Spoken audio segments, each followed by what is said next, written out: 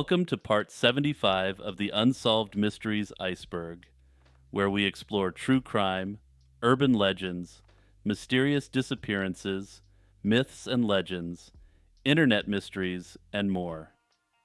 Quick reminder to click like and subscribe and the notification bell. Majestic 12. Majestic 12, often abbreviated as MJ12, is one of the most enduring and controversial UFO conspiracy theories. The story begins in the summer of 1947, following the famous Roswell incident, previously covered in Part 5 of this series, where an alien spacecraft was said to have crashed in New Mexico. In response, it is claimed that President Harry S. Truman established a secret committee composed of military leaders, scientists, and government officials to manage and investigate extraterrestrial phenomena. This committee was known as Majestic 12.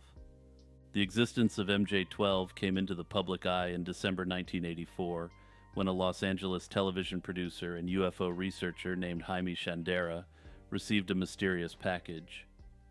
Inside was a roll of 35mm film containing what appeared to be classified government documents.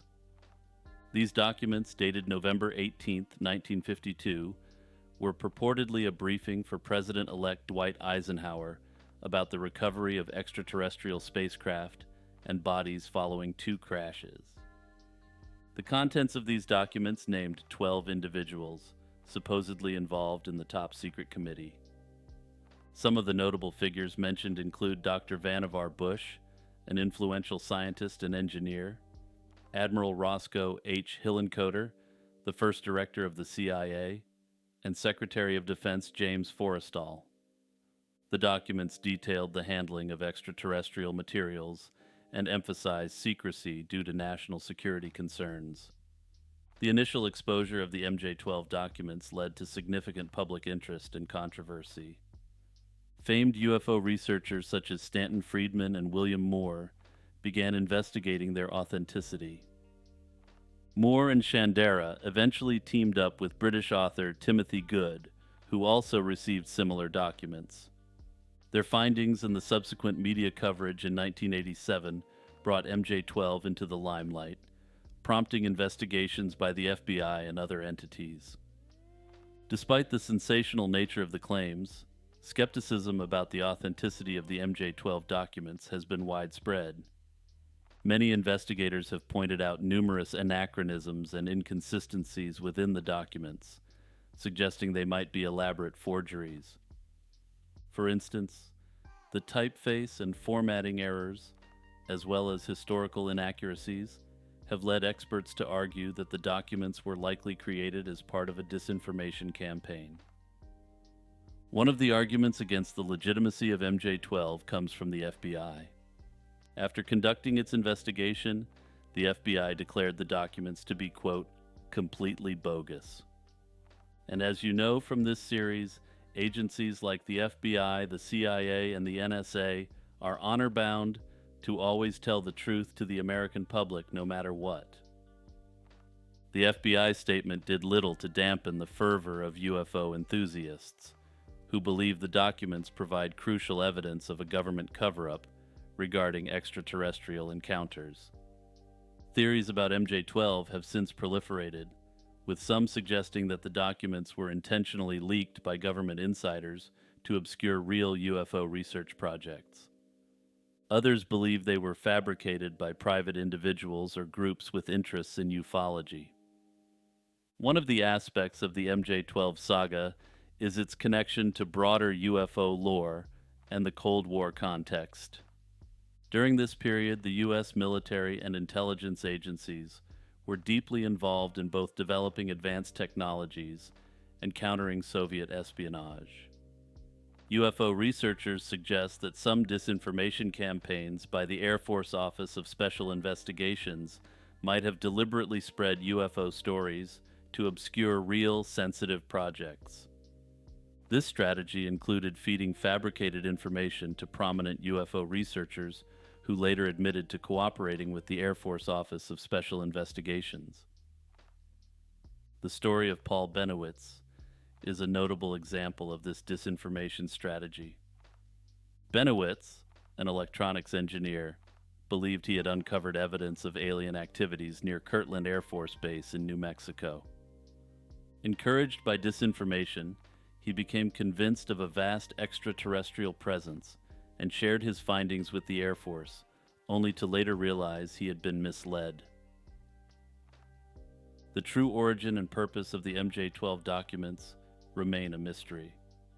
As with many conspiracy theories, the allure of MJ-12 lies in its blend of plausible details and tantalizing gaps, inviting both belief and skepticism. The Fountain of Youth is a legendary spring believed to restore the youth of anyone who drinks or bathes in its waters. It has roots in various cultures, with early mentions in the writings of Herodotus and stories surrounding the medieval king Prester John. The legend particularly gained prominence during the Age of Exploration, becoming most famously associated with the Spanish explorer Ponce de León. Ponce de León was a prominent figure in the early Spanish colonization of the Americas. Born in Spain in 1474, he came to the New World with Christopher Columbus on his second voyage in 1493. By 1509, he was appointed governor of Puerto Rico, a position he lost due to political struggles with Diego Columbus, Christopher's son. In 1513, seeking new opportunities and possibly lured by tales of the Fountain of Youth, he embarked on an expedition that led to the European discovery of Florida. The association of Ponce de León with the Fountain of Youth is largely a myth that developed posthumously. Contemporary documents and correspondences from Ponce de León's time do not mention the fountain. His expeditions, documented in royal charters, primarily aimed at expanding Spanish territories and establishing colonies. The first notable mention tying him to the Fountain of Youth appeared in a 1535 history, which accused him of seeking the fountain to cure male problems, a likely fabrication meant to ridicule him. The myth gained traction in the 17th century through the works of chroniclers who included the tale in their historical accounts, albeit as more of a footnote. This narrative was further popularized in the U.S. after the Spanish ceded Florida in 1819, with writers and artists contributing to the legend's image. Despite the lack of historical evidence, the legend of the Fountain of Youth persisted and evolved over the centuries. In the late 19th and early 20th centuries, St. Augustine, Florida, capitalized on the myth by promoting a site called the Fountain of Youth Archaeological Park, where tourists can still drink from the supposed fountain. This site is known for its high concentrations of magnesium and calcium, which are thought to have health benefits. While these minerals may promote health, there is no evidence to support the claim that they can reverse aging. The Fountain of Youth reflects a universal human desire for longevity and vitality. Various cultures have their own versions of healing waters or life-extending springs. In Japan, hot springs, known as onsen, are renowned for their therapeutic properties, while the thermal waters of Bath in England have been celebrated since Roman times for their healing effects. The legend persists, not because of its historical accuracy, but due to its profound resonance with the human yearning for youth and vitality.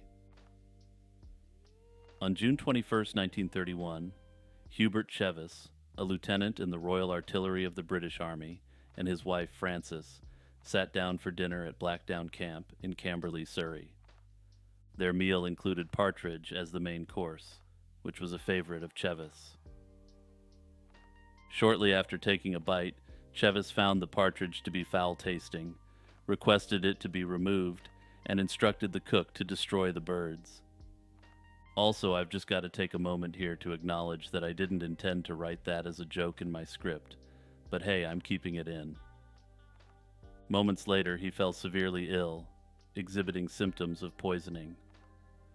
Frances also fell ill but recovered. Within hours, he began experiencing severe symptoms, including convulsions and partial paralysis. Despite immediate medical attention, he passed away the next morning. The subsequent autopsy revealed that he had ingested a lethal dose of strychnine, The investigation quickly centered on the partridges, which had been stored in a meat safe before being cooked. The cook, following Chevis's instructions, destroyed the partridges, complicating efforts to identify the source of the poison. The partridges had been sourced from a butcher who confirmed they were clean upon arrival. A mysterious twist occurred during Chevis's funeral when his father received a telegram from Dublin signed by J. Hartigan, stating, "Hooray, hooray, hooray." This message was peculiar because it was sent before the news of Chevis's demise had been publicly announced. Further correspondence from J. Hartigan followed, including a postcard asserting that the mystery would never be solved. Further investigations revealed a man thought to be Hartigan purchasing strychnine in Dublin, but he was never found. Despite efforts by the police to trace the sender, J. Hartigan was never identified, and the person's motive remained unknown. Several theories emerged during the investigation. One theory implicated Frances Chevis, Hubert's wife, due to changes in her will and her subsequent behavior, but no evidence supported her involvement.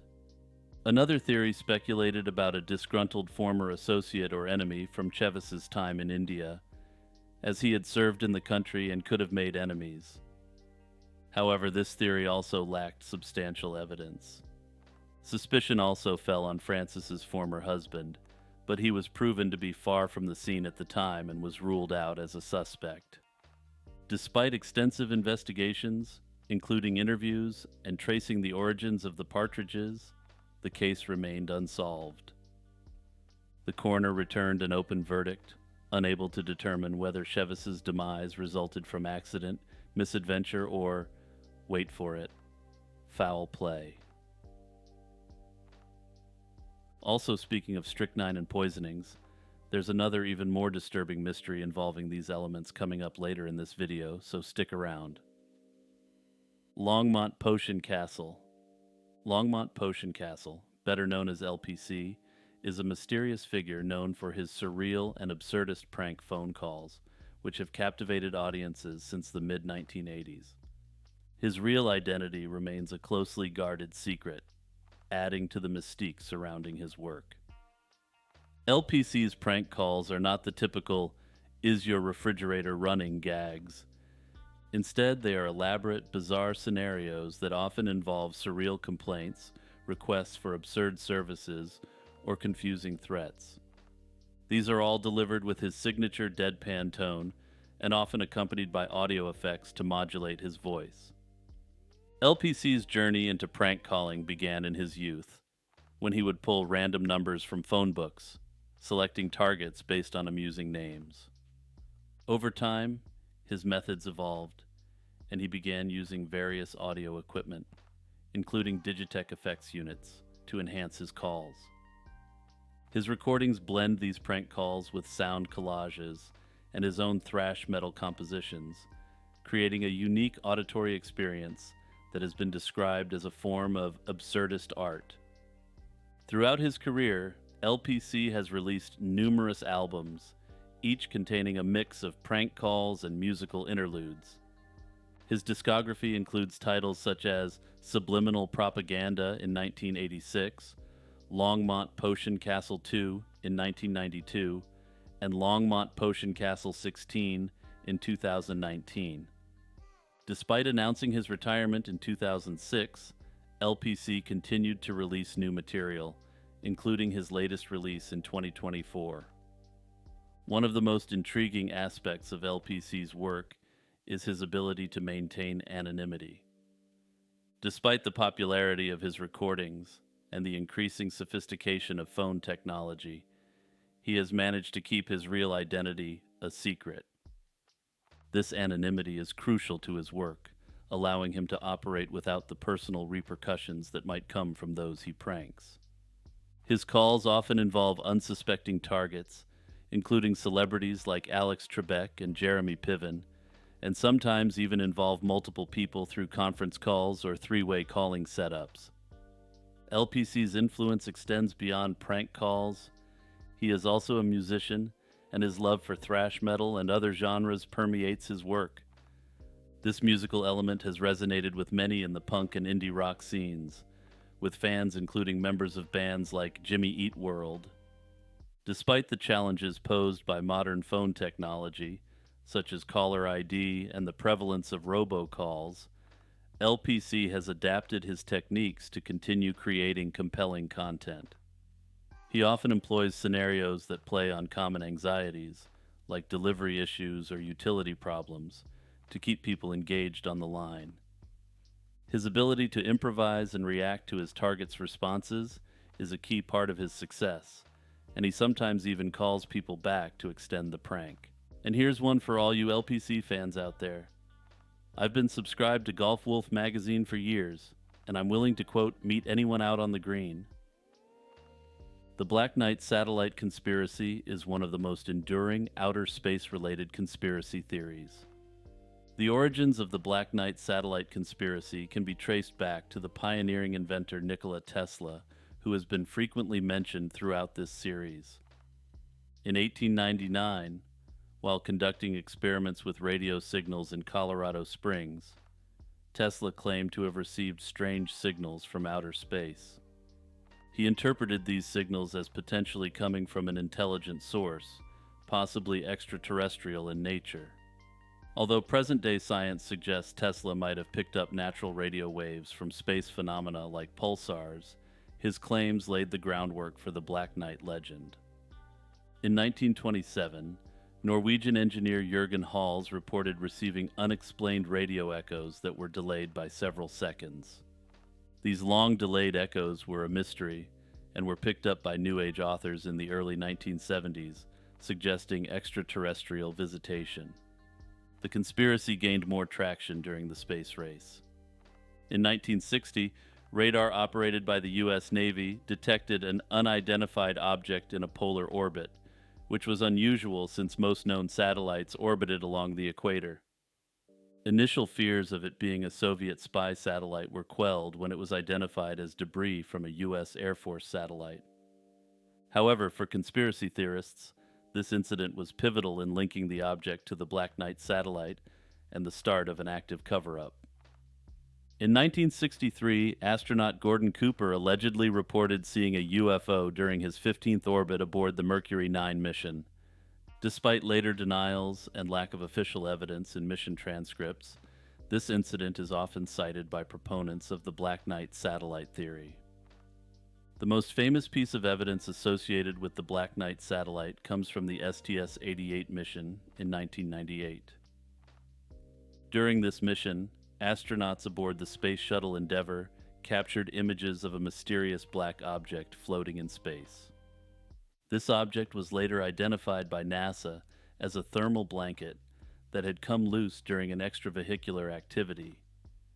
Despite this explanation, the images fueled conspiracy theories, with many insisting it was the Black Knight satellite. According to theorists, NASA continues to cover up the reality of the Black Knight satellite until this day, though the reasoning for doing so remains speculative. According to the official explanation, all of the incidents discussed in this section are completely unrelated and have been cobbled together into a cohesive narrative by conspiracy theorists. This was a suggestion by subscriber and commenter BK138GT. By way of reminder, please join the Discord or leave your suggestions in the comments below. The Olympics Dove Fiasco.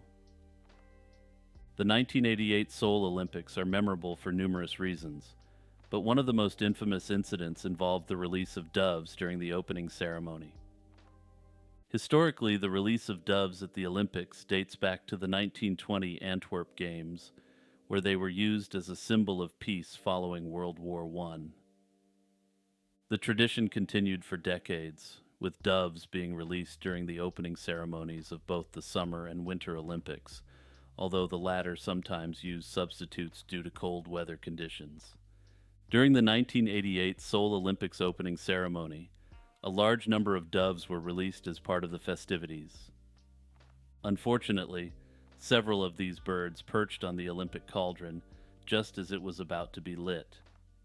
As the cauldron was ignited, Many of the doves were caught in the flames, resulting in a tragic and widely televised incident. This led to the immediate end of the tradition of releasing live doves at the Olympics. The mystery surrounding the incident primarily revolves around how such a mishap could occur despite the extensive planning that typically goes into Olympic ceremonies. It seems surprising that the potential risk of the doves perching on the cauldron and the consequent danger was not anticipated and mitigated by the organizers. The chain of decision-making and the roles of various officials involved in the planning and execution of the ceremony are not entirely clear.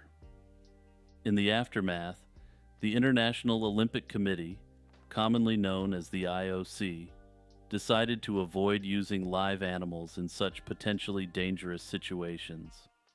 Subsequent games have employed various symbolic representations of peace instead. The incident also sparked significant media coverage and public outcry. The International Olympic Committee and the organizers were criticized for the oversight, and animal rights groups highlighted the need for better planning and consideration in such events. The visual of the doves caught in the flames left a lasting impression on viewers worldwide and reinforced the need for safer and more humane practices in public ceremonies. Further, in the years following the incident, there has been a small but growing belief that the dove fiasco may have been prophetic in nature. As you may be aware from earlier entries in the series or your general knowledge, the flight patterns and activities of birds have been considered to have fortune-telling abilities since ancient times. Notably, the Soviet Union would fall just a few short years after the Olympic dove incident, ushering in extreme instability in most post-Soviet states, which continues to today. Sedarium of Oviedo. The Sedarium of Oviedo, also known as the Shroud of Oviedo, is a blood-stained linen, measuring approximately 34 by 21 inches. It is a revered religious relic that is believed to be the cloth placed over the face of Jesus Christ after his crucifixion. The earliest mention of the Sedarium dates back to 570 AD, when Antoninus of Piacenza described it being kept in a monastery near Jerusalem.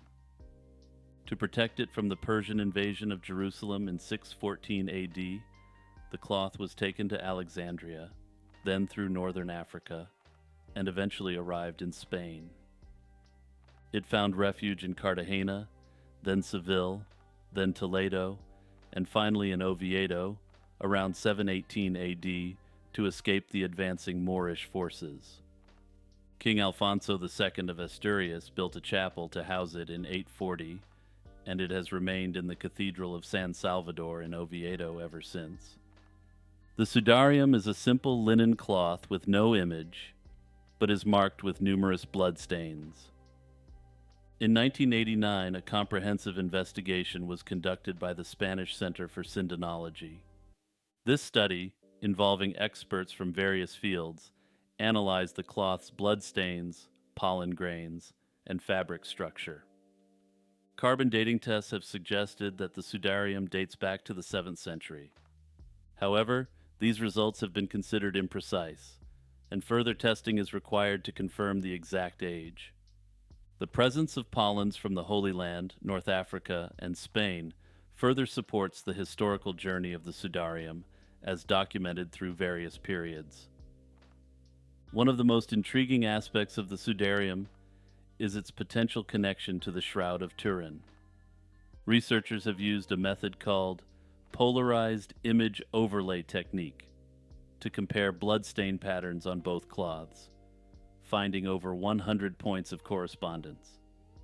The blood on the Sedarium is type AB, which matches the blood type found on the Shroud of Turin, and was relatively rare among medieval Europeans, but common in the Middle East. These similarities suggest that the same person could have been wrapped in both cloths, with the Sedarium used initially to cover the head before the shroud was placed over the entire body. Findings indicate that the cloth was placed on a head tilted forward and to the right, consistent with someone who was crucified. Further forensic studies have shown that the stains include blood from deep puncture wounds, possibly from a crown of thorns, and fluids from pulmonary edema, suggesting asphyxiation as the cause of death. The Sedarium is displayed 3 times a year in the Cathedral of Oviedo: on Good Friday, on the Feast of the Triumph of the Cross, September 14th, and 7 days after this feast. Despite being overshadowed by the Shroud of Turin, the Sedarium has gained interest for its potential to authenticate the shroud and its historical and religious significance. Pilgrims and researchers continue to visit Oviedo to view this ancient relic and study its mysteries. Maryanne Britland, born in 1847 in Bolton, Lancashire, had an ordinary life before becoming one of the United Kingdom's first female serial wrongdoers. She married Thomas Britland in 1866, and they settled in Ashton-under-Lyne, where they had 2 daughters, Elizabeth and Susanna. Maryanne worked as a factory operative and part-time barmaid, living what seemed like a regular life until 1886.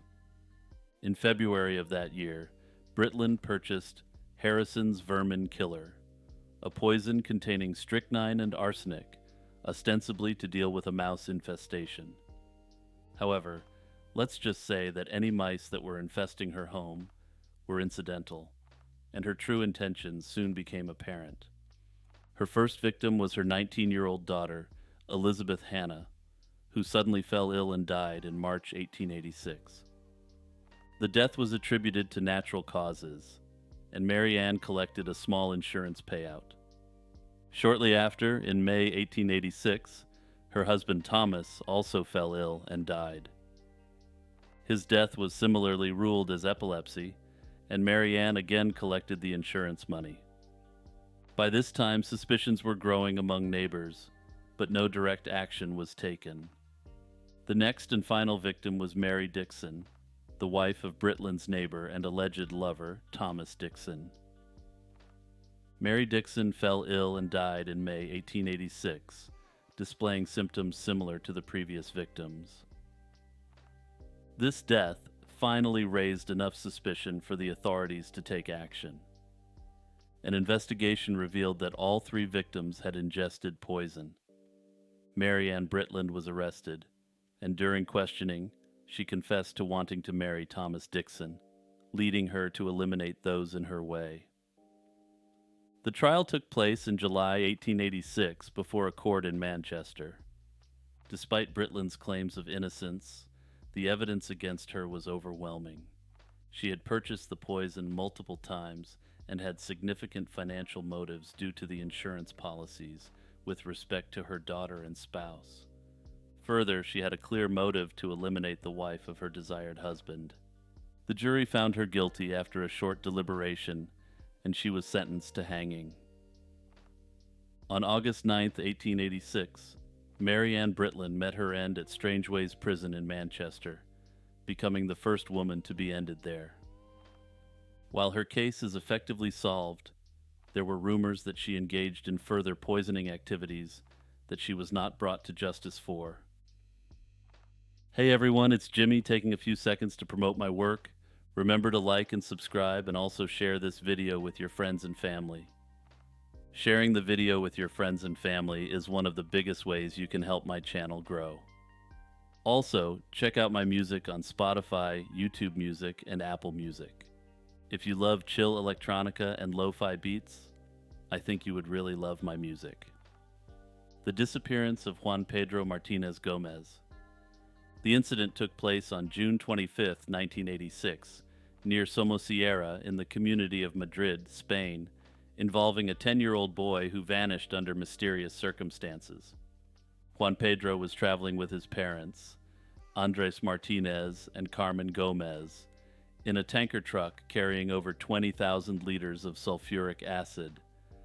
Andres, a professional truck driver, was transporting the acid from Cartagena to Bilbao. Early that morning, the truck lost control and crashed on the Somosierra mountain pass. When emergency services arrived, they found the bodies of Andres and Carmen in the cab of the truck, but Juan Pedro was nowhere to be seen. The initial investigation revealed no signs of mechanical failure in the truck, which had passed a recent safety inspection. The truck's tachometer indicated that it had made 12 unexplained stops in the last 13 kilometers before the crash, suggesting erratic driving or potential external interference. Several theories have emerged over the years regarding Juan Pedro's disappearance. One of the earliest theories proposed that Juan Pedro may have been dissolved by the sulfuric acid leaking from the tanker. This was quickly dismissed because complete dissolution of a body by sulfuric acid requires prolonged submersion, and emergency responders arrived too quickly for this to have occurred. During the dismantling of the truck, trace amounts of heroin were discovered. This led to speculation that Andres had been coerced into transporting drugs for a smuggling ring. It was theorized that Juan Pedro might have been abducted by traffickers to ensure silence or as leverage. Witnesses at the crash site reported seeing a couple, described as a tall man and an older woman with a foreign accent, taking a bundle from the truck and driving away in a white Nissan Vanette. Despite extensive investigations, including checking over 3,000 vehicles matching this description, no conclusive evidence was found.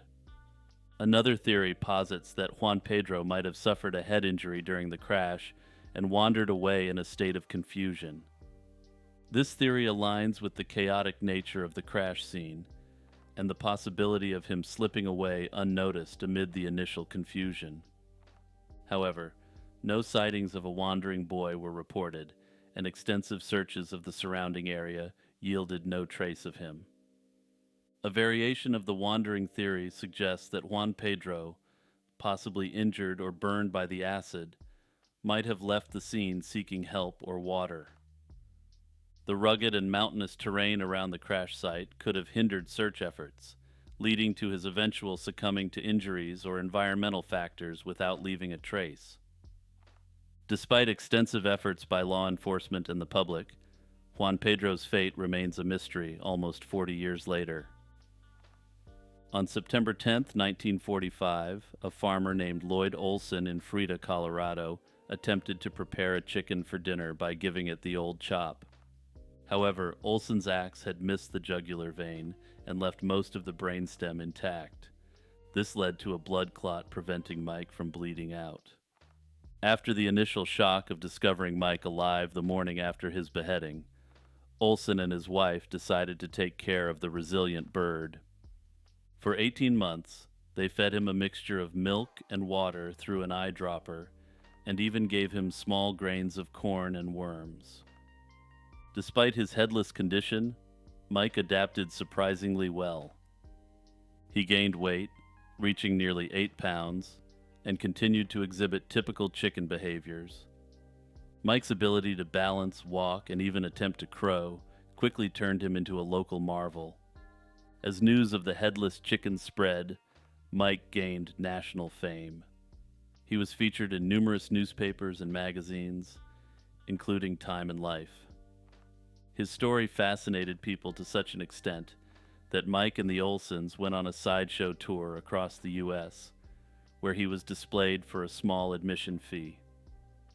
At the peak of his fame, Mike earned Olson the equivalent of nearly $60,000 per month. The scientific community was also intrigued by Mike's survival. Chickens have an anatomy where vital functions like breathing and heart rate are controlled by the brainstem, located in the neck.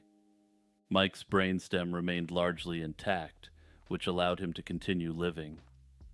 Moreover, birds have a secondary balance organ in the pelvic region, aiding their ability to walk even without a head. Mike's unexpected resilience turned him into a symbol of perseverance and wonder. His life was not only a sideshow attraction, but also a topic of scientific curiosity. Researchers studied how chickens' nervous systems function, and how basic bodily functions could be maintained even after significant physical trauma. Unfortunately, Mike's life ended on March 17, 1947 in Phoenix, Arizona. During a stopover on one of their tours, Mike began choking, likely on a piece of corn. Without the necessary equipment to clear his airway, Mike's life came to an abrupt end. In honor of Mike's remarkable life, Fruita, Colorado, hosts an annual festival called Mike the Headless Chicken Day, held on the third weekend of May since 1999.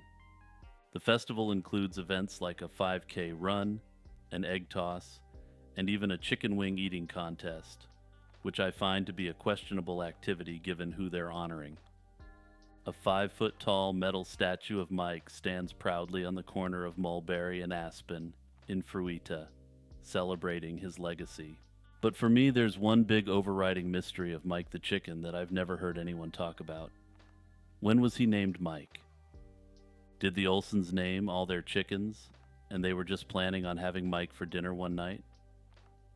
If they named him after, what does it say about the Olsons that they only bothered naming their animal after attempting to decapitate it? The SS Cotopaxi was a steam-powered bulk carrier that set sail from Charleston, South Carolina on November 29, 1925, bound for Havana, Cuba, carrying a cargo of coal.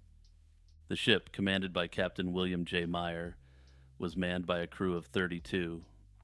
The Cotopaxi's final voyage was marred by significant issues.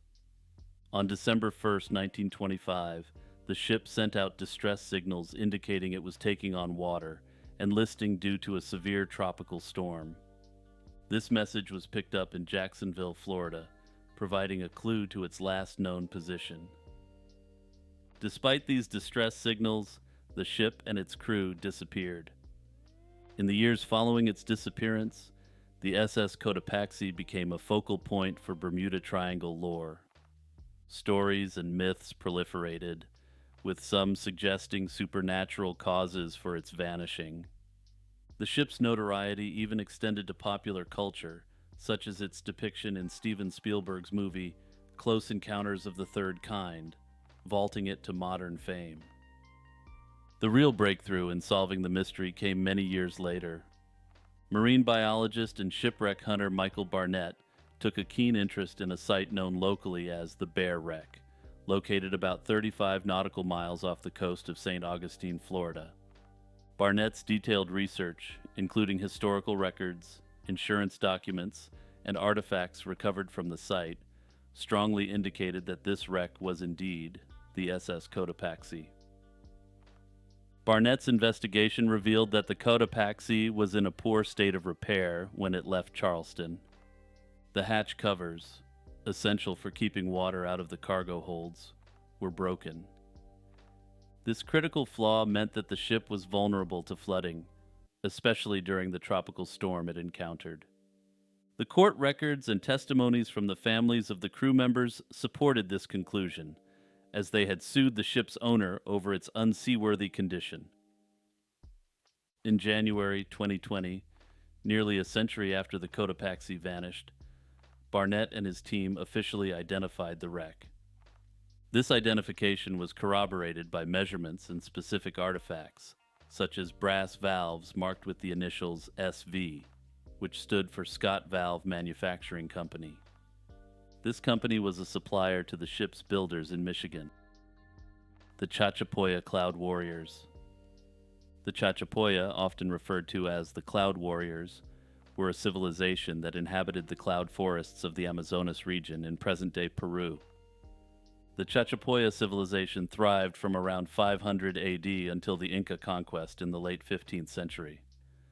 They were known for their impressive defensive structures, such as the fortified citadel of Kulap, which sits almost 10,000 feet above sea level and is surrounded by massive stone walls up to 66 feet high. Kulap contains over 420 buildings, primarily circular, which was unusual compared to the rectangular structures of other South American cultures. The Chachapoya were skilled weavers, creating bright textiles with intricate designs that were highly prized by the Inca. Their pottery and other crafts, while primarily functional, also displayed their artistic capabilities. They were known for their distinctive woolen clothing and elaborate headdresses, which distinguished them from neighboring cultures. One of the most intriguing aspects of Chachapoya culture was their burial practices. They constructed sarcophagi, known as puranmachus, which were often placed in inaccessible cliffside locations. These sarcophagi were made from clay and natural fibers and modeled to resemble human figures. Several mysteries surround the Chachapoya people. Spanish colonial reports describe them as fair-skinned and light-haired, which led to various theories about their origins, including speculation that they were displaced Vikings or other Europeans. However, archaeological evidence has debunked these myths, confirming that the Chachapoya were indigenous to the region. Another theory suggests a link between the Chachapoya and ancient Mediterranean cultures, based on similarities in construction techniques, burial practices, and the use of slings as weapons. According to these theories, they may have been distant descendants of Carthaginian or Phoenician sailors who crossed the Atlantic Ocean.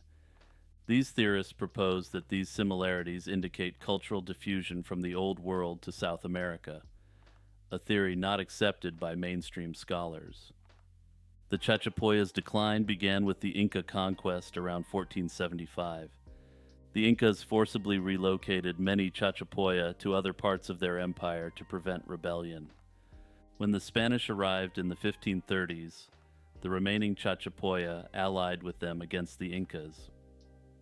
Unfortunately, this alliance did not benefit them in the long run, as European diseases and harsh colonial policies decimated their population and culture. By the early 17th century, the Chachapoya language and many of their cultural practices had largely disappeared. Also, if you're interested in ancient cultures, check out my other channel, Lazy Chill History, for the ancient civilizations Iceberg. You can find the link to this channel pinned in the comments. The Namazu, a legendary creature from Japanese mythology, is a giant catfish believed to cause earthquakes. This formidable yokai lives beneath the islands of Japan and is restrained by the deity Kashima, who uses a massive stone known as the Kaname-ishi to keep it in check. When Kashima's vigilance lapses, Namazu thrashes about, causing seismic upheavals that shake the earth. The origins of the Namazu myth are deeply rooted in Japan's seismic activity. Japan experiences extremely frequent earthquakes, and the myth provided an ancient explanation for these natural phenomena. The story of Namazu dates back to at least the 15th century and became particularly prominent during the Edo period, a period marked by strong seismic activity. Namazu's ability to cause earthquakes is its most famous power. This giant catfish is both feared and revered for its dual nature as a destroyer and a creator. While its movements bring destruction, they also symbolize societal renewal and transformation. This duality is encapsulated in the concept of yonaoshi, the idea that disasters can lead to the redistribution of wealth and a fresh start for society. Notably, woodblock prints from the Edo period frequently depicted Namazu and the god Kashima, reflecting the struggle between human attempts to control nature and the uncontrollable forces of the earth. These artworks, known as Namazu-e, often served as talismans to protect against earthquakes. Georgia Guidestones.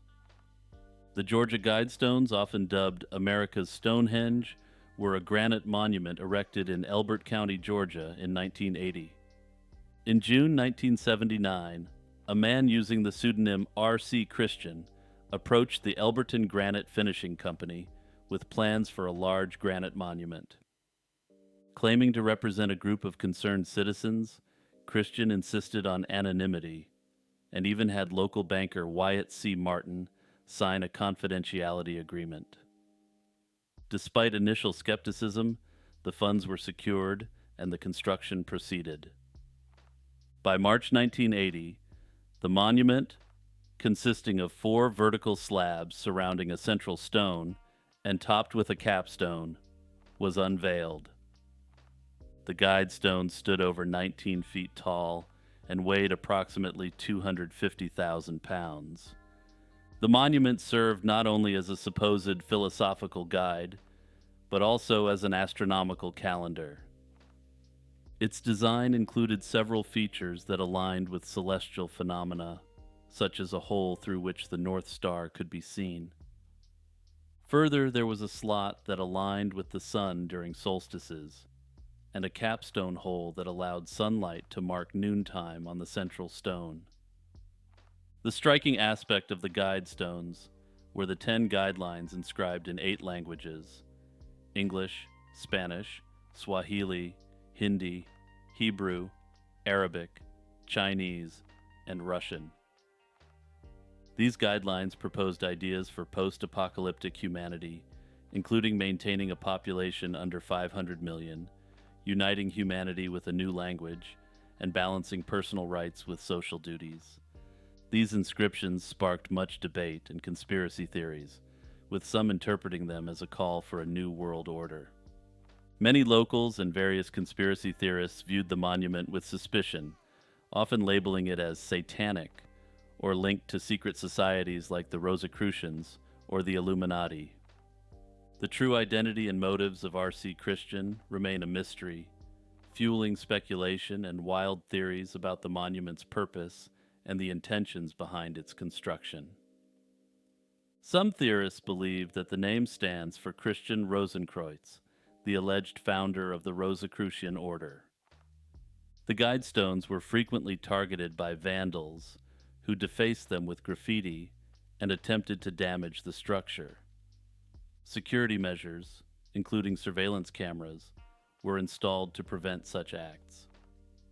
The most dramatic event occurred on July 6, 2022, when an explosive device significantly damaged the monument, leading to its complete dismantling later that day for safety reasons. Despite investigations, no suspects have been publicly identified, and the motive behind the bombing remains unclear. While the physical monument no longer stands, its legacy endures through discussions and theories. The Atlas vampire case, originating from a tragic event in Stockholm in 1932, remains one of Sweden's most enigmatic unsolved mysteries. This incident involves the discovery of Lily Lindstrom, a 32-year-old who worked in the paid companionship industry, in her apartment in the Atlas neighborhood. The case was dubbed the Atlas Vampire due to the peculiar and gruesome aspects that suggested the perpetrator may have engaged in vampiric acts with the victim.